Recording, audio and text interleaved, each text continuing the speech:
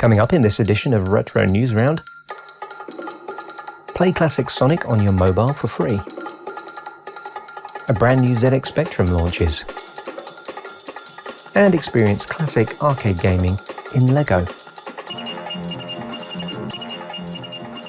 In case you hadn't heard, and I'm sure many of you have, the ZX Spectrum computer's official successor, the Spectrum Next, with souped-up graphics and sound and lots of modcons like SD card storage and loading, and yes, you can still load games from cassette, has been around since 2017.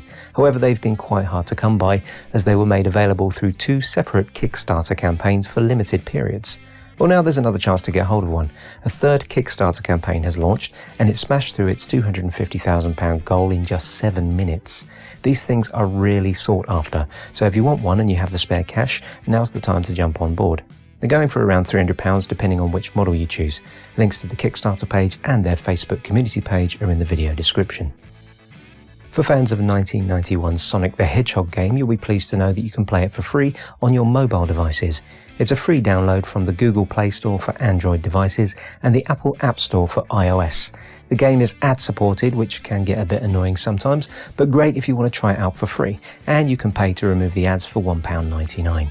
The game plays exactly like the original Mega Drive game, and it's controlled with on-screen buttons, or if you have a Bluetooth controller, it'll work with that out of the box. Links to the Android and Apple versions are both in the description. If you have fond memories of playing those TV games on your Sky satellite TV box in the early 2000s using the remote control for your Sky box, you'll probably enjoy checking out this collection of those very same games preserved online. Classics like Beehive Bedlam, Jumble Fever and Caterpillar Crunch are all included, and some work on mobile devices as well as a computer. So head on over and relive some of that free games on your telly nostalgia. Links to the site that's shown here and another that has even more games listed can be found in the description.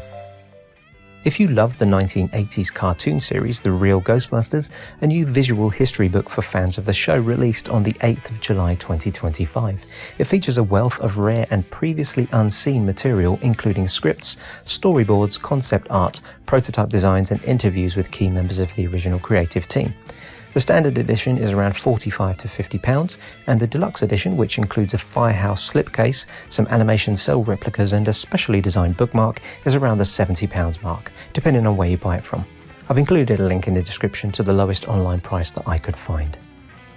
The beloved cult classic 1987 movie Spaceballs is finally getting a sequel after nearly 40 years.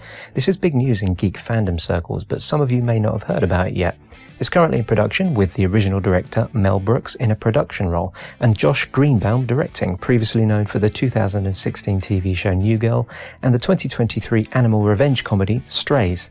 The original actors who played Dark Helmet, Lone Star and Princess Vespa are all set to reprise their roles, as well as Mel Brooks himself as the alien character Yogurt, and a roster of modern actors will be playing new characters in the film. With this lineup of vintage talent involved in the production, it's looking likely to be a fitting follow-up to the fan-favourite original. Spaceball 2 is due to release in 2027, and you can find the latest information about it on ScreenRant.com, which seems to be one of the better sources for movie and TV show info. We've had films based on toys before, Battleship and Barbie to name just 2, but now Mattel and TriStar Pictures are planning to bring us a movie based on the classic arcade game and children's toy Whac-a-Mole. There's precious little information out there yet about the movie, other than it will be a hybrid live-action and animated feature film, and according to Mattel Films' president, it will be a wild, action-packed ride for the big screen. I can only imagine what the plot will be, although Battleship and Barbie both turned out to be pretty good, so who knows.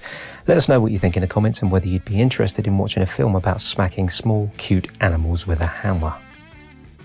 This is one I find more exciting than I really should. It's a LEGO arcade machine set, releasing on the 1st of August 2025. This is a buildable arcade machine model which includes a mini gamer figure and tiny little LEGO coins that can be inserted into a coin slot and then swoosh back out through the coin reject slot. The completed set also opens up to reveal a gamer's dream room with lots of little miniature elements to appreciate.